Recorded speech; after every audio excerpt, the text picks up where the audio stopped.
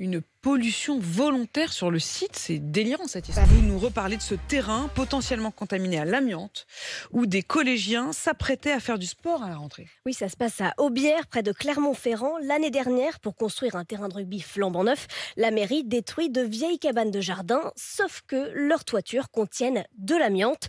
Au moment de notre reportage mi-août, tous les rapports d'analyse prouvent la même chose. Il reste des substances toxiques sur le terrain. Mais à notre micro, le maire refuse d'organiser un nouveau désamiantage. Pourtant, quelques semaines plus tard, une opération a finalement bien eu lieu. La zone a été quadrillée, nettoyée et le dernier diagnostic remis à la mairie il y a 2 jours montre qu'il n'y a plus d'amiante au sol. Sébastien, le parent d'élève qui nous avait alertés, est soulagé.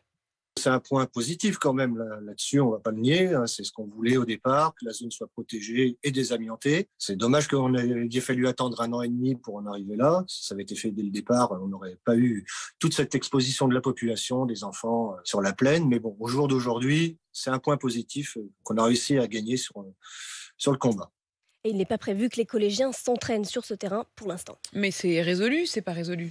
Pas tout à fait, car si les déchets toxiques ont bien été retirés du terrain, Sébastien craint que l'amiante ait pu s'infiltrer dans la terre ou qu'elle se soit dispersée sous forme de poussière. Il réclame une nouvelle analyse des sols en profondeur. Une seule poussière peut arriver à contaminer et rendre malade quelqu'un. Là, c'est des sursis qui sont sur la tête des agents qui ont travaillé, sur la tête des enfants qui sont allés faire sport. Moi, je suis pas prêt à laisser mes enfants aller faire sport au jour d'aujourd'hui sur la zone.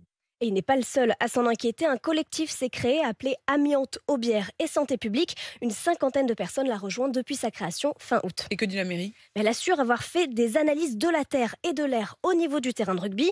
Aucune trace d'amiante n'a été détectée lors de ces diagnostics, mais un nouvel élément vient compliquer l'affaire.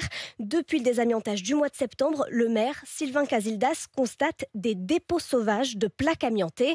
Et c'est une information RMC, la mairie a porté plainte à plusieurs reprises. L'opérateur de l'entreprise de dépollution nous a dit « il y a un morceau ce matin qui n'était pas là hier soir ». L'entreprise qui a dépollué, elle a stocké les plaques de fibrociment qu'elle a retirées dans un conteneur cadenassé. Le lendemain ou le surlendemain, le conteneur a été fracturé. Tous ces éléments mis bout à bout nous amènent à penser qu'il y a de la manipulation, qu'il y a une forme de sabotage et qu'il y a une pollution volontaire sur le site. Une pollution volontaire sur le site, c'est délirant cette histoire. Absolument, donc du coup il y a une enquête évidemment de la police qui est venue sur place constater avec des huissiers et en attendant la mairie va restreindre les accès à la zone pour essayer que ça ne se reproduise pas. Elle réfléchit à poser des caméras de surveillance, mais je rappelle quand même qu'une plainte a été déposée contre la mairie pour mise en danger de la vie d'autrui. L'enquête est en cours. Il y a 1 an, les employés municipaux avaient travaillé sur le chantier de construction sans formation et sans protection contre l'amiante. À suivre donc, et pour savoir qui dit vrai et qui pourrait éventuellement On va suivre repolluer volontairement la zone.